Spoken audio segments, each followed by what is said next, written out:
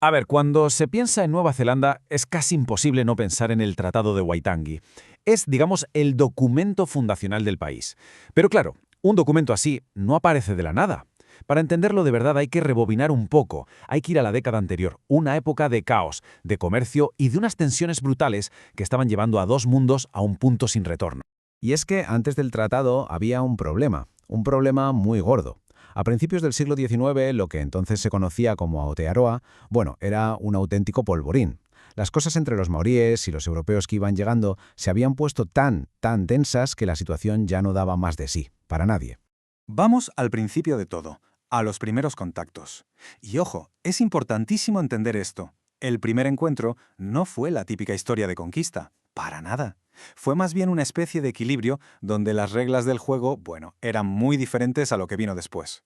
En esos primeros años, que quede claro, ¿quién mandaba? Los europeos que llegaban eran grupitos muy pequeños. Y no venían en plan conquistador, sino más bien como invitados. El comercio, la convivencia, todo, absolutamente todo, se hacía según las costumbres y la autoridad maorí. Y esta cifra lo explica todo. A principios del siglo XIX había más de 100.000 maoríes. Europeos, un puñado. Así que el control, tanto de la gente como del territorio, era suyo, absoluto. Y no hay que imaginarse un choque constante. La relación era sobre todo comercial. Se intercambiaban recursos muy valiosos, como madera para barcos, por ejemplo. Y los maoríes no eran meros espectadores, eran los protagonistas. De hecho, llegaron a tener sus propios barcos para ir a comerciar directamente a Australia. Pero claro, este equilibrio tan delicado no podía durar para siempre. Y no duró. La cosa se empezó a ir de las manos en cuanto el interés por Nueva Zelanda empezó a crecer. Y creció, vaya si creció, de forma exponencial. Y aquí está el punto de inflexión.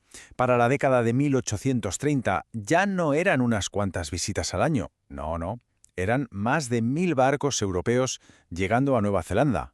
Cada año. Una auténtica avalancha de gente. Y con ellos, claro, una avalancha de problemas. El resultado, pues imagínense, un caos cada vez mayor.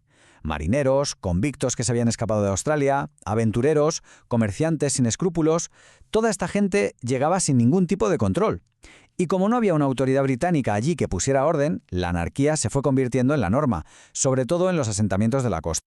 Y es fácil pensar que la corona británica tenía un gran plan maestro para colonizar Nueva Zelanda. Pero la verdad es que no. Su intervención no fue algo que buscaran activamente, fue más bien una reacción. Se vieron, en cierto modo, obligados a meterse por el propio caos que se había montado y por las peticiones de ayuda que les llegaban. Y es que las presiones para que alguien pusiera un poco de orden empezaron a llegar de todas partes. Y cada uno tenía sus propias razones, sus propios miedos y sus propios intereses, claro. Y aquí pasa algo muy curioso, una extraña mezcla de intereses. Por un lado, los jefes maoríes querían controlar a los súbditos británicos sin ley, que eran un auténtico problema. Pero también les preocupaba otra potencia, Francia, que andaba por el Pacífico con ganas de expandirse. Y mientras, en Gran Bretaña, había un movimiento humanitario muy fuerte, gente que estaba horrorizada con lo que había pasado en Australia y que presionaba al gobierno para que en Nueva Zelanda se hicieran las cosas bien para que se protegiera a los indígenas. O sea, dos mundos muy distintos, pidiendo básicamente lo mismo, pero por razones completamente opuestas. La primera respuesta de los británicos fue, bastante tibia. Nombraron a un tal James Bosby como residente oficial. El problema, que era una figura casi decorativa. Le dieron el título, sí, pero no le dieron ni dinero, ni soldados, ni poder real para imponer orden. Era, como se dijo en la época, un barco de guerra sin cañones. No podía hacer gran cosa.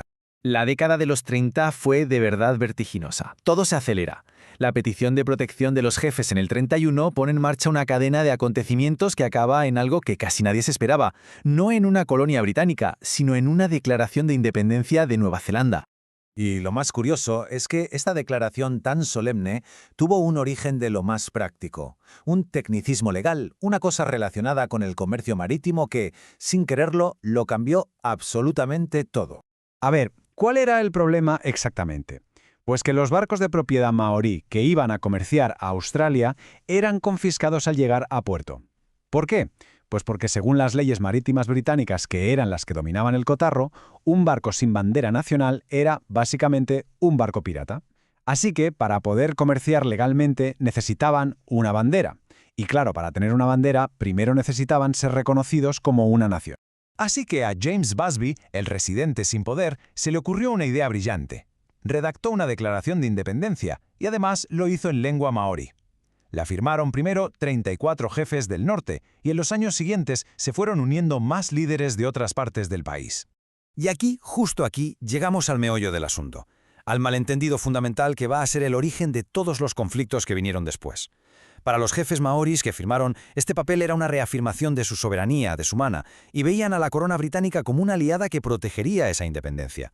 Pero, para los británicos, esto era solo un paso práctico, una formalidad para poner orden, para facilitar el comercio y, a la larga, para preparar el terreno para que Nueva Zelanda se convirtiera en una posesión británica. Dos visiones del mundo completamente distintas firmando el mismo documento. Así que la pregunta quedó ahí, flotando en el aire. ¿Qué era ese documento? ¿Una garantía de independencia para los maoríes o simplemente un primer paso hacia el control británico? Dos maneras opuestas de entender la misma cosa. Y es esta tensión, esta ambigüedad, el verdadero preludio del Tratado de Waitangi, un intento de resolver un problema que, como la historia nos ha demostrado, no hizo más que hacerse más y más profundo.